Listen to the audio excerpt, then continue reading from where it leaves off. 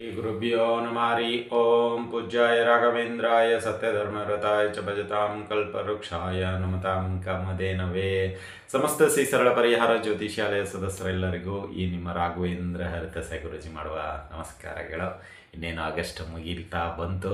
ಇವತ್ತು 25ನೇ ತಾರೀಕು. ಇನ್ನೊಂದು 6 ದಿನಗಳಲ್ಲಿ ಆಗಸ್ಟ್ ತಿಂಗಳು ಕೊನೆಯದಾಗುತ್ತೆ 2026 ವರ್ಷದ ಪ್ರಕಾರ. ಇನ್ನು ನಮಗೆ ಬೇಕಾಗಿರೋದೆ ಸೆಪ್ಟೆಂಬರ್ ತಿಂಗಳ ಮಾಸಿಕ ಭವಿಷ್ಯ. ಆಲ್ರೆಡಿ ವೀಕ್ಷಕರು ಮೆಸೇಜ್ ಆಗ್ತಾ ಇದ್ದೀರಾ, ಗುರುಗಳೇ ಸೆಪ್ಟೆಂಬರ್ ತಿಂಗಳ ಮಾಸಿಕ ಭವಿಷ್ಯ ಇನ್ನೂ ಬಂದಿಲ್ಲ, ದಯವಿಟ್ಟು ಹಾಕಿ ಅನುಕೂಲವಾಗುತ್ತೆ ಅಂತ ಕೇಳ್ತಾ ಇದ್ದೀರಾ. ಖಂಡಿತವಾಗಿಯೂ ಈ ಒಂದು ವಿಡಿಯೋ ಸೆಪ್ಟೆಂಬರ್ ತಿಂಗಳ ಮಾಸಿಕ ಭವಿಷ್ಯ. ಆದರೆ ಒಂದಿಷ್ಟು ಬದಲಾವಣೆ ಮಾಡಿದ್ದೀವಿ. ಏಕೆಂದರೆ ಸುಮಾರು ವೀಕ್ಷಕರು ಒಂದು ಕಂಪ್ಲೇಂಟ್, ನೀವು ಯಾವಾಗಲೂ ಮಿಥುನ ರಾಶಿಯಕ್ಕೆ ಜಾಸ್ತಿ ಪ್ರಿಫರೆನ್ಸ್ ಕೊಡ್ತಾ ಇದ್ದೀರಾ, ಉಳಿದ ರಾಶಿಗಳನ್ನು ಅಷ್ಟು ಪ್ರಿಫರೆನ್ಸ್ ಕೊಡ್ತಾ ಇಲ್ಲ. ಹಾಗೇನಿಲ್ಲ, ಕೆಲವು ರಾಶಿಗಳಿಗೆ ಅನುಕೂಲ ಇದ್ದಾಗ ಚೆನ್ನಾಗಿ ಹೇಳ್ಕೊಡುವಂಥದ್ದಾಗುತ್ತೆ, ಕೆಲವು ರಾಶಿಗಳಿಗೆ ಆಯಾ ಒಂದು ಸಂದರ್ಭಕ್ಕೆ ಅನುಗುಣವಾಗಿ ಹೇಳಲಾಗುತ್ತೆ. ಬಟ್ ಸಮ ಪ್ರಮಾಣವಾಗಿ ತೆಗೆದುಕೊಂಡು ಹೋಗ್ತಾ ಇದ್ದೀವಿ. ನಿಮಗೆ ಕೆಲವೊಮ್ಮೆ ಹಾಗೆ ಅನ್ನಿಸ್ಬೋದು, ಆದರೂ ಮಿಥುನ ರಾಶಿಯ ಒಂದು ಏರಿಕೆಯಲ್ಲಿ ಇದೆ, ನಾವು ಇಲ್ಲ ಅಂತ ತಿಳಿಸ್ತಾ ಇಲ್ಲ. ಬಟ್ ನಾವು ಎಲ್ಲವನ್ನ ಸಮ ಪ್ರಮಾಣದಲ್ಲಿ ತೆಗೆದುಕೊಂಡು ಹೋಗಲು ಇಚ್ಛಿಸುತ್ತೇವೆ. ಹಾಗಾಗಿ ನಿಮ್ಮ ಮನಸ್ಸಿಗೂ ಬೇಜಾರಾಗಬಾರ್ದು. ಹಾಗಾಗಿ ಈ ಒಂದು ಸೆಪ್ಟೆಂಬರ್ ತಿಂಗಳ ಮಾಸಿಕ ಭವಿಷ್ಯದಲ್ಲಿ ನಾವು ಮೀನ ರಾಶಿಯಿಂದ ಮೇಷರಾಶಿಯವರೆಗೂ ಹೋಗೋದು. ಅಂದರೆ ನಿಮಗೂ ಬೇಜಾರಾಗಬಾರ್ದು. ಯಾಕೆಂದರೆ ನಮ್ಮ ರಾಶಿ ಕೊನೆಗೆ ಹೇಳ್ತಾರೆ, ಕೆಲವೊಮ್ಮೆ ಹರಿಬರಿಯಲ್ಲಿ ಹೇಳ್ಬೋದು, ಹಾಗೆ ಹೀಗೆ ಅಂತ ಇದ್ದರೆ ಹಾಗೇನಿಲ್ಲ. ಸೊ ಈ ಒಂದು ತಿಂಗಳಿಂದ ಅಂದರೆ ಈ ಸೆಪ್ಟೆಂಬರ್ ತಿಂಗಳ ಮಾಸಿಕ ಭವಿಷ್ಯದಲ್ಲಿ ಮೀನರಾಶಿಯಿಂದ ಮೇಷರಾಶಿಯವರೆಗೆ ಆಗುವಂಥದ್ದಾಗುತ್ತೆ. ಹಾಗೂ ಒಂದು ಆ್ಯಡ್ ಮಾಡಲಾಗಿದೆ, ಅಂದರೆ ಪ್ರತಿ ಮಾಸಿಕದಲ್ಲಿ ಒಂದು ವಾಸ್ತು ಟಿಪ್ಸ್ ಆ ಒಂದು ರಾಶಿಗೆ, ಅಂದರೆ ಅದರಿಂದ ಏನಾದರೂ ಅನುಕೂಲ ಆಗುತ್ತಾ ಅನ್ನೋ ಒಂದು ಇದಕ್ಕೆ ಹೋಗೋಣ ಅಂತ ನಮ್ಮದು ಇಷ್ಟೇ. ಅಂದರೆ ಕೆಲವೊಮ್ಮೆ ಏನಾಗುತ್ತೆ, ಎಲ್ಲವೂ ಚೆನ್ನಾಗಿದ್ರೂ ವಾಸ್ತು ಸರಿ ಇಲ್ಲ ಅಂದರೆ ಸ್ವಲ್ಪ ಎಲ್ಲೋ ದೋಷಗಳು ಕಂಡುಬರುವಂಥದ್ದು ಇರುತ್ತೆ. ಹಾಗಾಗಿ ಈ ಒಂದು ತಿಂಗಳಿಂದ ಪರಿಹಾರದ ರೂಪದಲ್ಲಿ ವಾಸ್ತುವ ಒಂದು ಪರಿಹಾರವನ್ನು ಕೂಡ ಕೊಡಲಾಗತ್ತೆ ಅಂತ ಹೇಳ್ಬೋದು. ಹಾಗಾಗಿ ಈ ಒಂದು ಸೆಪ್ಟೆಂಬರ್ ತಿಂಗಳಲ್ಲಿ ನಾವು ಮೀನ ರಾಶಿಯಿಂದ ಮೇಷರಾಶಿಯವರೆಗೆ ಹೋಗುವಂಥದ್ದಾಗುತ್ತೆ. ಸೊ ಅದಕ್ಕಿಂತ ಮುಂಚಿತವಾಗಿ ನಾವು ಈಗ ಗ್ರಹಗಳ ಒಂದು ಸಂಚಾರ ಮತ್ತು ಈ ಒಂದು ಸೆಪ್ಟೆಂಬರ್ ತಿಂಗಳಲ್ಲಿ ಬರ್ತಕ್ಕಂತಹ ಶುಭ ದಿನಗಳು ಯಾವ್ಯಾವ ಎಲ್ಲವನ್ನು ಒಂದೊಂದಾಗಿ ತಿಳಿದುಕೊಳ್ಳೋಣ ಬನ್ನಿ. ಹಾಗಾದರೆ ಅಂದರೆ ಇಲ್ಲಿ ಸೆಪ್ಟೆಂಬರ್ ತಿಂಗಳಲ್ಲಿ ಮೊದಲನೇದಾಗಿ ನೋಡೋದಾದರೆ ಶನಿ ಮಹಾರಾಜರು ಮೀನ ರಾಶಿಯಲ್ಲೇ ವಕ್ರಿಯರಾಗಿ ಸಂಚಾರ ಮಾಡ್ತಾ ಇದ್ದಾರೆ. ಅದೇ ರೀತಿಯಾಗಿ ರಾಹು ಕುಂಭರಾಶಿಯಲ್ಲಿದ್ದಾರೆ, ಕೇತು ಸಿಂಹ ರಾಶಿಯಲ್ಲಿದ್ದಾರೆ, ಇನ್ನು ಕುಜ ಮಿಥುನ ರಾಶಿಯಲ್ಲಿದ್ದಾರೆ, ಗುರು ಕರ್ಕಟಕ ರಾಶಿಯಲ್ಲಿದ್ದಾರೆ. ಅದೇ ರೀತಿಯಾಗಿ ರವಿ ಬುಧ ನಮಗೆ ಸಿಂಹ ರಾಶಿಯಲ್ಲಿ ಕಾಣುವಂಥದ್ದಾಗುತ್ತೆ, ಶುಕ್ರ ಕನ್ಯಾ ರಾಶಿಯಲ್ಲಿ ಇದ್ದಾರೆ. ಅಂದರೆ ಇದು ಸೆಪ್ಟೆಂಬರ್ ಮೊದಲನೆಯ ದಿನದ ಒಂದು ಸಂಚಾರ. ಅಂದರೆ ಇಲ್ಲಿ ಸೆಪ್ಟೆಂಬರ್ 1ನೇ ತಾರೀಕಿಗೆ ಈ ಸಂಚಾರ ನಡೀತಾ ಇದೆ. ಇನ್ನು ಯಾರೆಲ್ಲ ಬದಲಾವಣೆ ಮಾಡುವಂಥದ್ದಾಗುತ್ತೆ ಅಂತ ನೋಡಿದರೆ, ಮೊದಲನೇದು ಸೆಪ್ಟೆಂಬರ್ 2 ಶುಕ್ರವಾರ, 2ನೇ ತಾರೀಕು ಶುಕ್ರ ಗ್ರಹ. ಈ ಗ್ರಹ ಏನಾಗುತ್ತೆ, ಕನ್ಯಾ ರಾಶಿಯಿಂದ ತುಳಾ ರಾಶಿಗೆ ಹೋಗುವಂಥದ್ದಾಗುತ್ತೆ. ಯಾರು, ಶುಕ್ರ ಗ್ರಹ ಈಗ ಕನ್ಯಾ ರಾಶಿಯಲ್ಲಿದ್ದಾರೆ 1ನೇ ತಾರೀಕು, 2ನೇ ತಾರೀಕು ಅವರು ತುಳಾ ರಾಶಿಗೆ ಹೋಗುವಂಥದ್ದಾಗ್ತಾರೆ. ಅದೇ ರೀತಿಯಾಗಿ ಸೆಪ್ಟೆಂಬರ್ 7ನೇ ತಾರೀಕು ಬುಧ ಸಿಂಹ ರಾಶಿಯಿಂದ ಕನ್ಯಾ ರಾಶಿಗೆ ಬರುವಂಥವ್ರು ಆಗ್ತಾರೆ. ಸೊ ಈ ಒಂದು ಸಮಯದಲ್ಲಿ ಭದ್ರ ರಾಜಯೋಗವು ಕೂಡ ಕೂಡಿ ಬರುವಂಥದ್ದಾಗುತ್ತೆ. ಇನ್ನು ಅದೇ ರೀತಿಯಾಗಿ ಸೆಪ್ಟೆಂಬರ್ 17 ಸೂರ್ಯ ಸಿಂಹ ರಾಶಿಯಿಂದ ಕನ್ಯಾ ರಾಶಿಗೆ ಬರುವಂಥದ್ದಾಗುತ್ತಾರೆ. ಬುಧ ಆದಿತ್ಯ ಯೋಗವು ಕೂಡ ಕೂಡಿ ಬರುವಂಥದ್ದಾಗುತ್ತೆ ಈ ಸಮಯದಲ್ಲಿ. ಅಂದರೆ ಕನ್ಯಾ ಸಂಕ್ರಾಂತಿ ಆಗುವಂಥದ್ದಾಗುತ್ತೆ ಸೆಪ್ಟೆಂಬರ್ 17. ಇನ್ನು ಸೆಪ್ಟೆಂಬರ್ 18 ಕುಜ ಮಿಥುನ ರಾಶಿಯಿಂದ ಕರ್ಕಟಕ ರಾಶಿಗೆ ಬರುವಂಥದ್ದಾಗ್ತಾರೆ.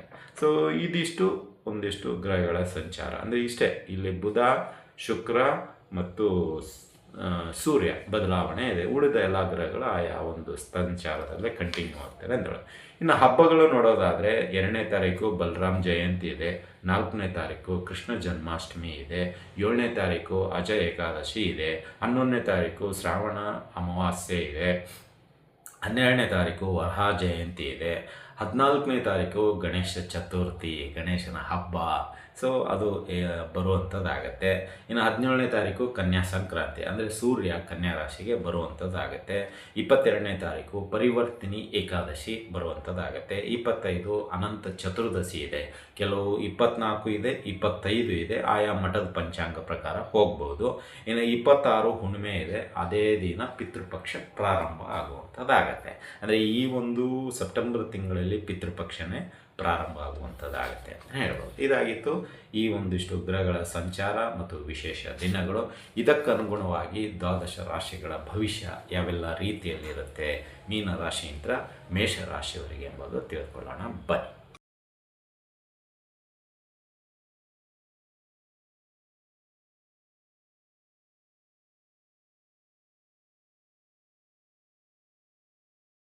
ರಾಶಿಗಳಲ್ಲಿ 8ನೇ ರಾಶಿಯಾಗಿರತಕ್ಕಂತಹ ವೃಶ್ಚಿಕ ರಾಶಿ. ಈ ವೃಶ್ಚಿಕ ರಾಶಿಯವರಿಗೆ ಈ ಒಂದು ಸೆಪ್ಟೆಂಬರ್ ತಿಂಗಳಲ್ಲಿ ಅನುಕೂಲತೆ ಏನು, ಅನಾನುಕೂಲತೆ ಏನು ಹಾಗೂ ಪರಿಹಾರಗಳು ಯಾವ ರೀತಿಯಲ್ಲಿರುತ್ತೆ ಎಂಬುದನ್ನು ನೋಡೋದಾದರೆ, ಇಲ್ಲಿ ವೃಶ್ಚಿಕ ರಾಶಿಯವರಿಗೆ ಮೊದಲನೇದೇನೆಂದರೆ ಸ್ವಲ್ಪ ತಿದ್ದುಕೊಳ್ಳಿಕ್ಕೆ ಅವಕಾಶಗಳಿದೆ ಈ ತಿಂಗಳಲ್ಲಿ. ಆಮೇಲೆ ಕೆಲವು ತಪ್ಪುಗಳನ್ನು ನೀವು ಪದೇ ಪದೇ ಮಾಡದೇ ಇರೋಂಗೆ ಅನುಕೂಲ ಸಿಂಧುಗಳು ಇದೆ. ಆಮೇಲೆ ಕೆಲವೊಮ್ಮೆ ಅತಿರೇಕಕ್ಕೆ ಹೋಗ್ಬಿಡ್ತೀರಾ. ಈ ಜಗಳ ಆಗಿರ್ಬೋದು, ಕೆಲವು ಹಗೆತನ ಆಗಿರ್ಬೋದು, ಅಥವಾ ಕೆಲವು ಶತ್ರುಗಳ ಜೊತೆಗೆ ಕಾದಾಟ ಅಂತೀವಲ್ಲ, ಅದು ಒಂಥರ ನಿಮಗೆ ತುಂಬ ಪರ್ಸ್ನಲ್ ಆಗಿ ತಗೊಳ್ಳುವಂಥದ್ದು ಇರುತ್ತೆ. ಹಾಗಾಗಿ ಈ ಒಂದು ವಿಷಯದಲ್ಲಿ ಸಾಧ್ಯವಾದಷ್ಟು ಎಚ್ಚರಿಕೆಯಿಂದ ಇರೋದು ತುಂಬ ಉತ್ತಮ ವೃಶ್ಚಿಕ ರಾಶಿಯವರು ಅಂತಲೇ ಹೇಳ್ಬೋದು. ಈಗ ಒಂದೊಂದಾಗಿ ಬರೋಣ. ಮೊದಲನೇದಾಗಿ ಉದ್ಯೋಗ ಮತ್ತು ವ್ಯಾಪಾರದ ದೃಷ್ಟಿಯಲ್ಲಿ ನೋಡೋದಾದರೆ, ಉದ್ಯೋಗದಲ್ಲಿ ಏನಾಗುತ್ತೆ ಅಂದರೆ, ನಿಮಗೆ ಕೆಲಸ ಮಾಡುವಂಥ ರೀತಿ, ಶೈಲಿ ಎಲ್ಲವೂ ಸ್ವಲ್ಪ ಬದಲಾವಣೆಯ ಸೂಚನೆ ಸಿಗ್ತಾ ಇದೆ. ಅಂದರೆ ಎಲ್ಲೋ ಒಂದು ರೀತಿಯಲ್ಲಿ ಬದಲಾವಣೆ ಮಾಡ್ಕೊಳ್ತಾ ಇದ್ದಾರೆ. ಈಗ 9 ಗಂಟೆಗೆ ಆಫೀಸ್ ಇದ್ದರೆ ಇಷ್ಟು ದಿನ ಕರೆಕ್ಟಾಗಿ ಎಕ್ಸಾಕ್ಟಾಗಿ 8:50 8:45 ಹೋಗುವಂಥವ್ರು ಈಗ 8 ಗಂಟೆಗೆ ಇರುವಂತಹ ಪ್ರಯತ್ನ ಸ್ಟಾರ್ಟ್ ಆಗುತ್ತೆ. ಯಾಕೆ ಅಂತ ಹೇಳಿದರೆ, ಇಲ್ಲಿ ನಿಮಗೆ ಕೆಲವು ತಿದ್ದುವಿಕೆ ಅಂತ ಹೇಳ್ತೀವಿ. ಶನಿ ನಿಮ್ಮನ್ನು ತಿದ್ದಿಸ್ತಾ ಇದ್ದಾನೆ. ಪಂಚಮ ಭಾವದಲ್ಲಿ ವಕ್ರಿಯನಾಗಿ ಈಗ ಸಂಚಾರ ನಡೀತಾ ಇದೆ. ಮೀನ ರಾಶಿಯಲ್ಲಿ ವಕ್ರಿಯನಾಗಿ ನಿಮ್ಮ ರಾಶಿಯಿಂದ ಮೀನ 5ನೇ ಮನೆ ಪಂಚಮ ಭಾವ ಅಂತ ಕರೆಯಲಾಗುತ್ತೆ. ಈ ತಿದ್ದುವಿಕೆ ಅಂದರೆ ಈಗ ಅವರು ಉಲ್ಟಾ ನೋಡ್ತಾ ಇದ್ದಾರೆ, ನೇರ ಇಲ್ಲ, ವಕ್ರಿ ಅಂತ ಕರಿತೀವಿ. ಅಂದರೆ ಉಲ್ಟಾ ನೋಡ್ತಾ ಇದ್ದಾರೆ. ಸೊ ಉಲ್ಟಾ ಯಾವ ಮನೆಯಂತ್ರ ನೋಡ್ತಾ ಇದ್ದಾರೆ? ಮೀನ ಮನೆಯಂತ್ರ ಕುಂಭ, ಮಕರ, ಧನು, ವೃಶ್ಚಿಕ. ಸೊ ಮೀನ, ಕುಂಭ, ಮಕರ, ಧನು, ವೃಶ್ಚಿಕ. ಈಗ ನಿಮ್ಮ ಮನೆಯಂತ್ರ ಹೋಗೋದಾದರೆ ವೃಶ್ಚಿಕ, ಧನು, ಮಕರ, ಕುಂಭ, ಮೀನ. ಅಂದರೆ ಪಂಚಮದಲ್ಲಿ ಕೆಲವು ಹಳೆಯ ವಿಚಾರಗಳು ಏನಿದೆ, ನಿಮ್ಮದು ಫ್ಲ್ಯಾಶ್ ಬ್ಯಾಕ್ ಅಂತಿರಲ್ಲ, ಆ ಒಂದು ಸಮಸ್ಯೆಗಳು ಈ ಒಂದು ತಿಂಗಳಲ್ಲಿ ಬರುವಂಥದ್ದಾಗುತ್ತೆ. ಅಂದರೆ ಹಳೆಯ ವಿಚಾರಗಳು ಯಾವುದೋ ಒಂದು 2005 2004 2003 ಅಥವಾ 2026 ಜನವರಿನೋ ಅಥವಾ ಲಾಸ್ಟ್ ಮಂತ್ ಜುಲೈದು ಗೊತ್ತಿಲ್ಲ. ಕೆಲವೊಂದಷ್ಟು ಸಮಸ್ಯೆಗಳು ನಿಮಗೆ ವೃತ್ತಿ ಬದುಕಿನಲ್ಲಿ ತಂದುಕೊಡುತ್ತೆ. ಅಂದರೆ ಉದ್ಯೋಗದಲ್ಲಿ ಮತ್ತು ವ್ಯಾಪಾರದಲ್ಲಿ ನೀವು ಯಾವಾಗೋ ತಪ್ಪು ಮಾಡಿರೋದನ್ನು ಈಗ ಹೈಲೈಟ್ ಮಾಡ್ತಾರೆ. ಯಾರು? ನಿಮ್ಮ ಕೊಲೀಗು, ನಿಮ್ಮ ಒಂದು department head of the manager ಆಗಿರ್ಬೋದು ಅಥವಾ ಇನ್ನಿತರ ಆಗಿರ್ಬೋದು. ನೀವು ಲಾಸ್ಟ್ ಟೈಮ್ ಮಾಡ್ದಂಗೆ ಪದೇ ಪದೇ ಮಾಡಲಿಕ್ಕೆ ಹೋಗ್ಬಿಡಿ ಅಂತ ವಾರ್ನ್ ಮಾಡ್ತಾರೆ.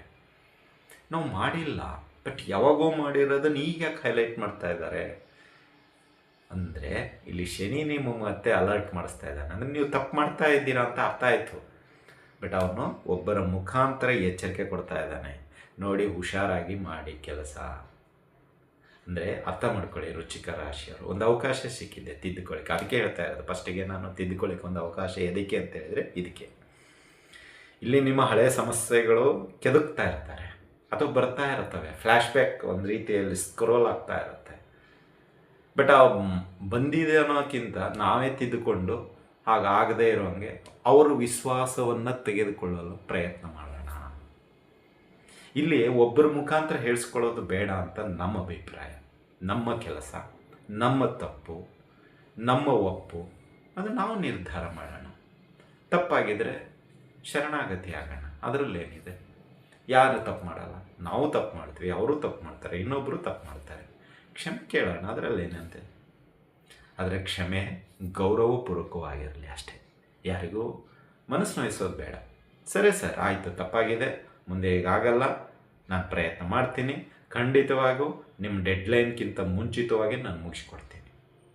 ಈ ರೀತಿಯ ಒಂದಿಷ್ಟು ವಿಶ್ವಾಸ ಮಾತುಗಳನ್ನು ನಿಮ್ಮ ಹೆಡ್ ಆಫ್ ದಿ ಡಿಪಾರ್ಟ್ಮೆಂಟಿಗೆ ತಿಳಿಸಿದರೆ ಅವರು ನಿಮ್ಮ ಬಗ್ಗೆ ವಿಶ್ವಾಸ.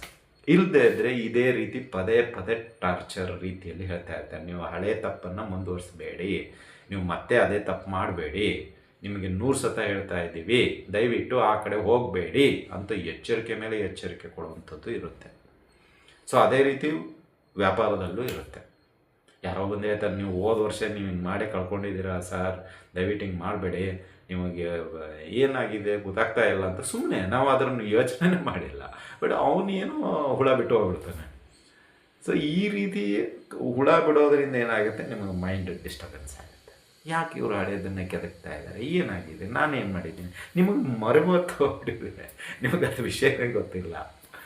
ಸೊ ಈ ರೀತಿಯಲ್ಲಿ ಪಂಚಮ ಶನಿ ನಮಗೆ ಕಾಡುವಂಥವನ್ನಾಗ್ತಾನೆ. ಅದು ಉಲ್ಟಾದಾಗ, ಉಲ್ಟಾ ಅಂದರೆ ಏನು, ಹಿಂದಿಂದು ಅಷ್ಟೇ. ಅಂದರೆ ವಕ್ರಿಯ ಅಂದರೆ ಏನು, ಹಿಂದೆ ನೋಡುವಂಥದ್ದು. ಈಗ ಹಿಂದೆ ಏನಿದೆ ನಮ್ಮದು ಹಳೆ ಸಮಸ್ಯೆಗಳು, ಈಗ ಏನಾಗುತ್ತೆ ಮುಂದೆ ಬರ್ತವೆ ಅಷ್ಟೇ.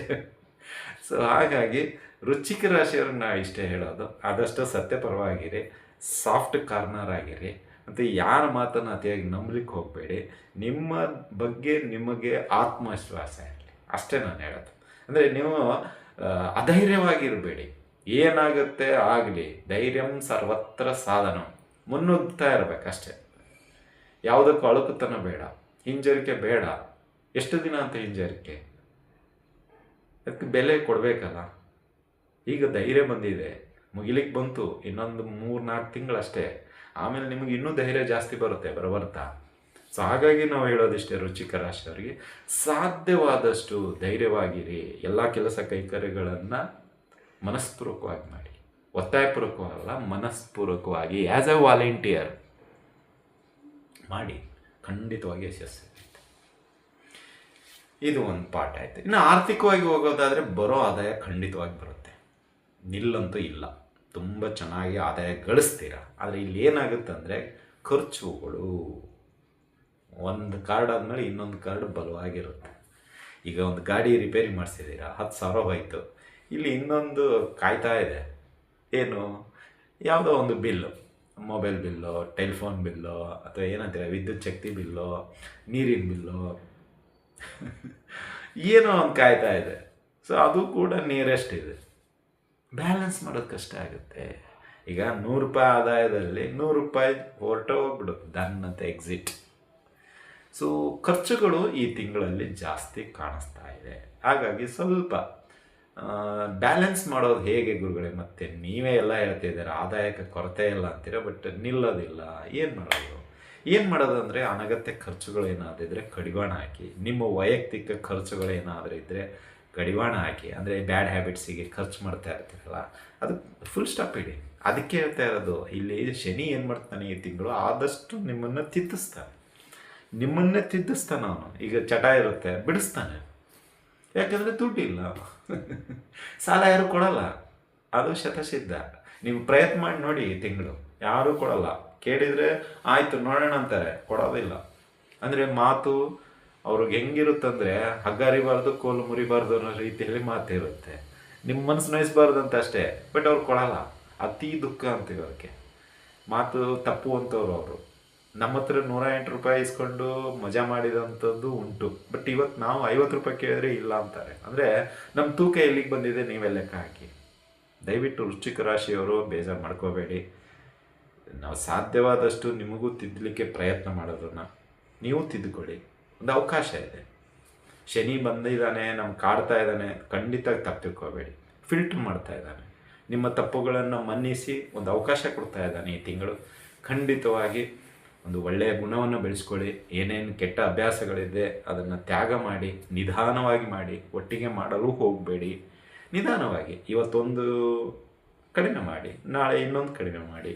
ಈ ರೀತಿ ಮಾಡೋದರಿಂದ ಏನಾಗುತ್ತೆ, ನಿಮ್ಮ ಅನಗತ್ಯ ಖರ್ಚುಗಳು ಕಡಿವಾಣ ಆಗುತ್ತೆ, ನಿಮ್ಮ ಮನಸ್ಸು ಕೂಡ ಕಂಟ್ರೋಲಿಗೆ ಬರುತ್ತೆ.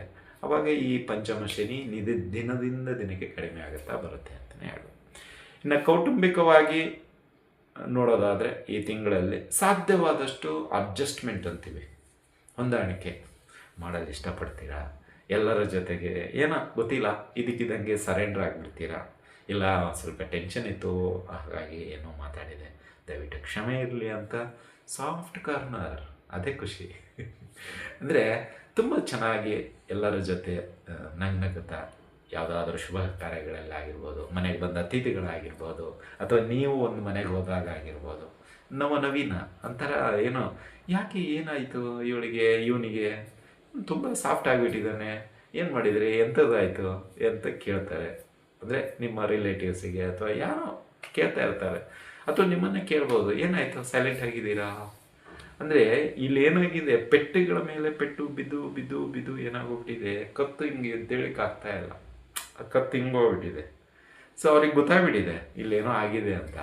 ಬಟ್ ಅವ್ರು ನಿಮ್ಮ ತಂಟೆಗೆ ಬಂದಿದ್ದಿಲ್ಲ. ಬಟ್ ಈಗ ಏನಾಗ್ತಾ ಇದೆ, ಸೆಪ್ಟೆಂಬರಲ್ಲಿ ನಿಮ್ಮ ಮುಖ, ಚೇಹರೆ, ಆ್ಯಕ್ಟಿವಿಟೀಸ್ ಎಲ್ಲ ನೋಡಿ ಒಂಥರ ಅವರಿಗೂ ಖುಷಿ.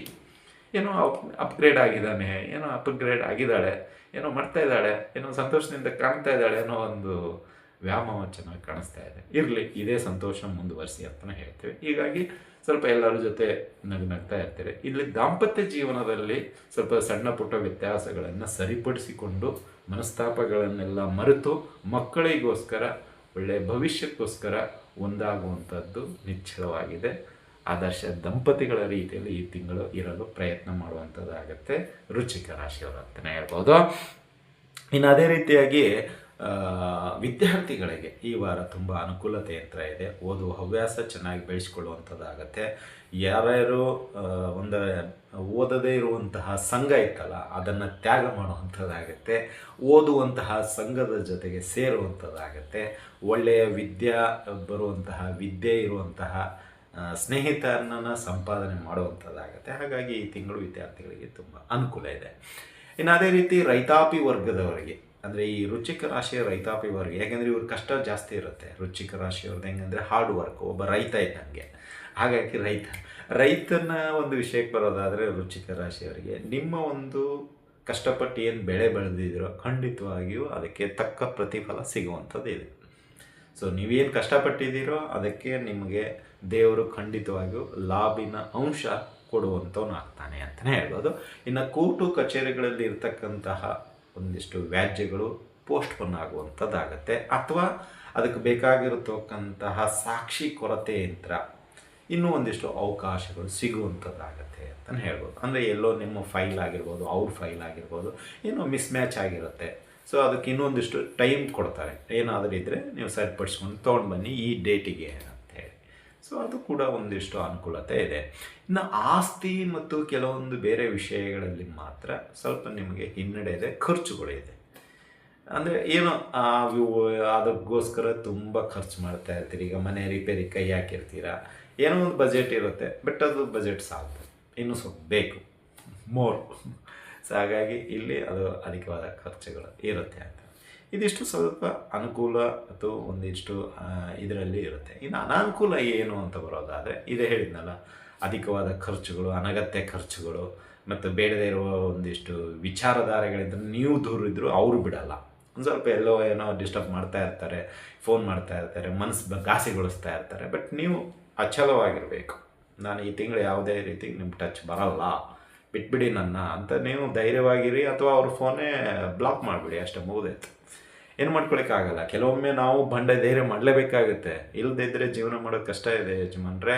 ಅರ್ಥ ಮಾಡ್ಕೊಳ್ಳಿ ವೃಶ್ಚಿಕ ರಾಶಿಯವರು, ದಯವಿಟ್ಟು ಈ ತಿಂಗಳು ನಿಮಗೆ ತುಂಬ ತಿದ್ದುಕೊಳ್ಳಿಕ್ಕೆ ಅವಕಾಶ ಇದೆ. ಈ ಸಮಯ ನೀವು ಕಳೆದ್ಬಿಟ್ರೆ ಇನ್ನು ಮತ್ತೆ ನಿಮ್ಮನ್ನು ಸರಿಪಡಿಸೋದು ತುಂಬ ಕಷ್ಟ ಆಗುತ್ತೆ. ಏಕೆಂದರೆ ಈ ಒಂದು ತಿಂಗಳಲ್ಲಿ ಗ್ರಹಗಳ ಸ್ಥಿತಿ ಬದಲಾವಣೆ ಆಗುವಂಥದ್ದಿದೆ. ಸೊ ಹಾಗಾಗಿ ನಿಮಗೆ ಇನ್ನು ಮುಂದಿನ ತಿಂಗಳಿಂದ, ಅಂದರೆ ಅಕ್ಟೋಬರ್ ನಂತರ ನಿಮಗೂ ಒಳ್ಳೆಯ ದಿನಗಳು ಸಣ್ಣದ ರೀತಿಯಲ್ಲಿ ಪ್ರಾರಂಭ ಆಗುವಂಥದ್ದಾಗುತ್ತೆ. ಅದಕ್ಕೆ ಹೇಳ್ತಾ ಇರೋದು, ಈ ತಿಂಗಳಲ್ಲಿ ಸ್ವಲ್ಪ ಶನಿ ನಿಮ್ಮನ್ನು ತಿದ್ದಿಸ್ತಾನೆ, ಫಿಲ್ಟ್ರ್ ಮಾಡಿಸ್ತಾನೆ ಪ್ರತಿಯೊಂದು ವಿಷಯದಲ್ಲೂ. ಸೊ ತಿದ್ದುಕೊಳ್ಳಿ ಅಂತಲೇ ಹೇಳಬಹುದು. ಇನ್ನು ಅದೇ ರೀತಿ ಸ್ವಲ್ಪ ಅನಾರೋಗ್ಯದ ಸಮಸ್ಯೆ, ಮಾನಸಿಕ ಒತ್ತಡಗಳು, ಈ ಸೊಂಟ ನೋವು, ಹೊಟ್ಟೆ ನೋವು, ಕತ್ತು ನೋವು, ಶೋಲ್ಡರು, ಇವೆಲ್ಲ ಸ್ವಲ್ಪ ಪೇನ್ ಅತಿಯಾಗಿ ಕಾಡುವಂಥದ್ದಾಗುತ್ತೆ. ಸೊ ಅದರ ಬಗ್ಗೆ ಸ್ವಲ್ಪ ಮುತುವರ್ಜಿ ವಹಿಸ್ಕೊಳ್ಳೋದು ತುಂಬ ಉತ್ತಮ. ಇನ್ನು ಪರಿಹಾರದ ವಿಷಯಕ್ಕೆ ಬರೋದಾದರೆ, ವೃಶ್ಚಿಕ ರಾಶಿಯವರಿಗೆ ಈ ತಿಂಗಳು ಸಾಧ್ಯವಾದಷ್ಟು ನೀವು ಶನಿದೇವರ ಆರಾಧನೆ, ಶನಿದೇವರ ಸ್ತೋತ್ರ, ಶನಿದೇವರ ದರ್ಶನ ಮುಂತಾದವುಗಳನ್ನು ಮಾಡಿಕೊಳ್ಳಿ. ಅಷ್ಟೋತ್ತರ ಇವುಗಳನ್ನು ಹೇಳ್ಕೊಳ್ಳಿ. ಹಾಗೂ ಶನಿ ದೇವರನ್ನು ಯಾರೆಲ್ಲ ಏನು ಪೂಜೆ ಪುನಸ್ಕಾರಗಳು ಮಾಡ್ತಾ ಇದ್ದಾರೆ ಕೈಲಾದಷ್ಟು ಸಹಾಯ ಮಾಡಿ. ಅಂದರೆ ಅವರಿಗೆ ನೀರು ಬೇಕಾಗಿದ್ದರೆ, ಅಭಿಷೇಕ ಮಾಡಲಿಕ್ಕೆ ಹಾಲು ಬೇಕಾಗಿದ್ದರೆ, ಅಥವಾ ಕರಿ ಎಳ್ಳು ಬೇಕಾಗಿದ್ದರೆ, ಏನು ಅವ್ರಿಗೆ ಏನಾದರೂ ಬೇಕಾಗಿತ್ತು ಅಂದರೆ ನೀವು ಸ್ವಲ್ಪ ಸಹಾಯ ಮಾಡೋದು ತುಂಬ ಉತ್ತಮ.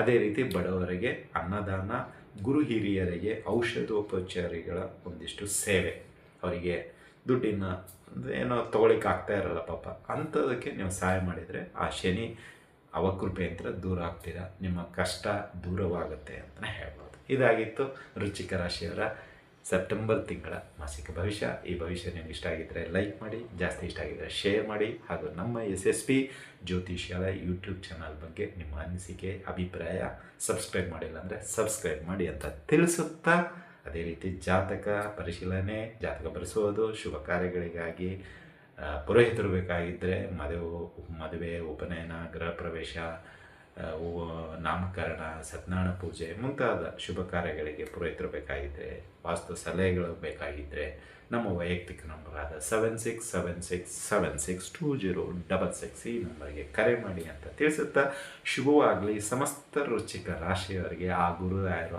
ಆರೋಗ್ಯ ಭಾಗ್ಯಗಳನ್ನು ಕೊಟ್ಟು ಕಾಪಾಡಲಿ ಅಂತ ಪ್ರಾರ್ಥಿಸುತ್ತಾ, ಶುಭಮಸ್ತು ಶುಭಂ ಭಯಾತ್, ಸರ್ವೇ ಜನಃ ಸುಖಿನೋ ಭವಂತು.